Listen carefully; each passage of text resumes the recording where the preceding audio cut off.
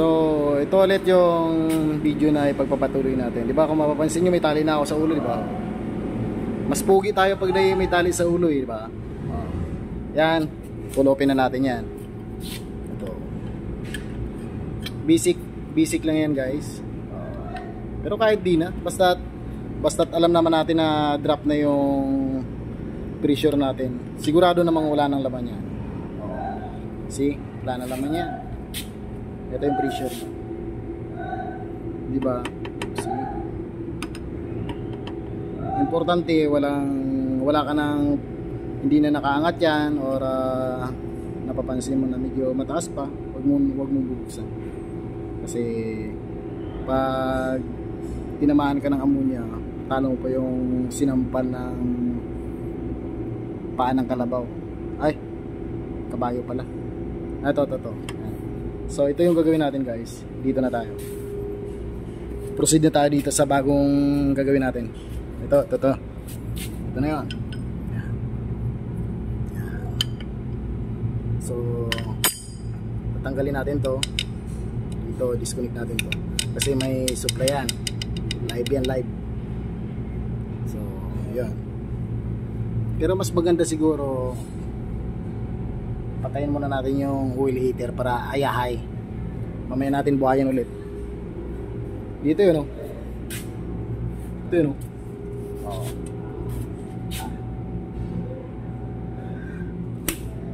para sigurado na. Mamaya bubuhayin natin yan, guys, pag matapos natin gawin to. Kasi oil heater magbabagay sa loob yun. Habang wala pa tayong matagal-tagal pa ito gagawin. So asinta ko muna to, guys, ay kalma lang.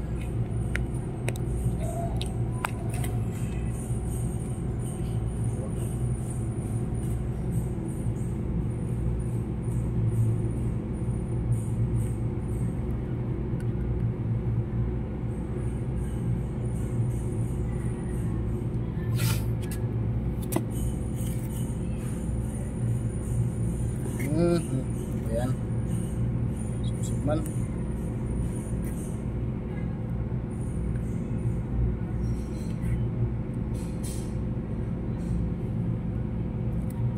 Kita ko ba?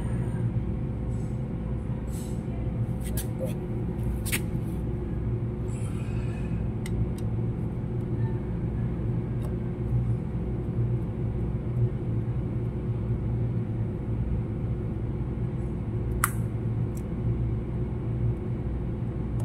Yan, tawag dyan, solenoid.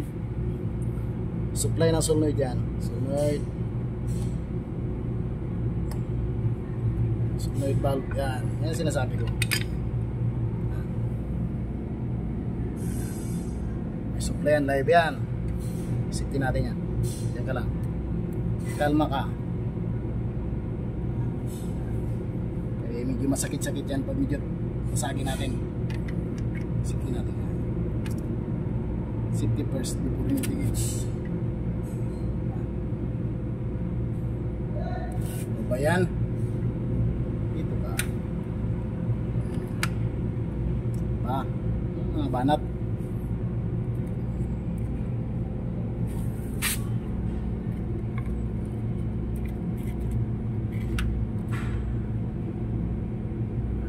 Magalaw pa ano yung mata.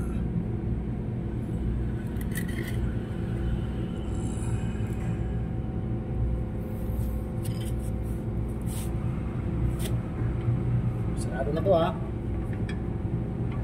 Ayan.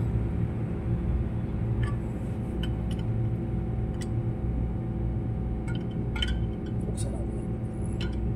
Hindi nasasama. Kaya dito tayo magtatanggal, no?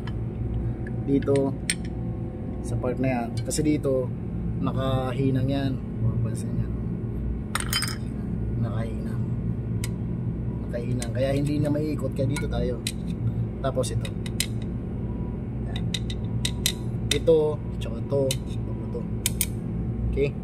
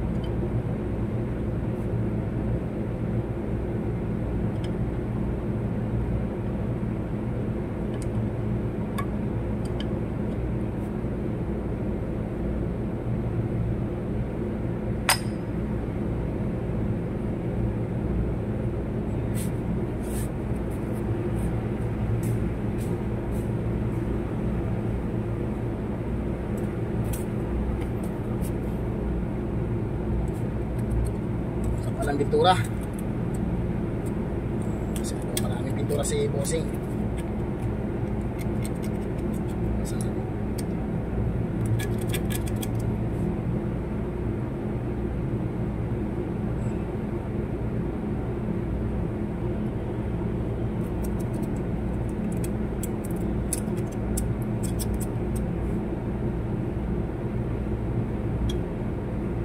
Mga teknik ba para malambot.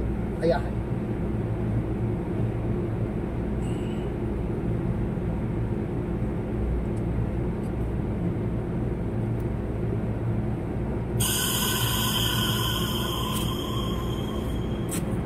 Oy.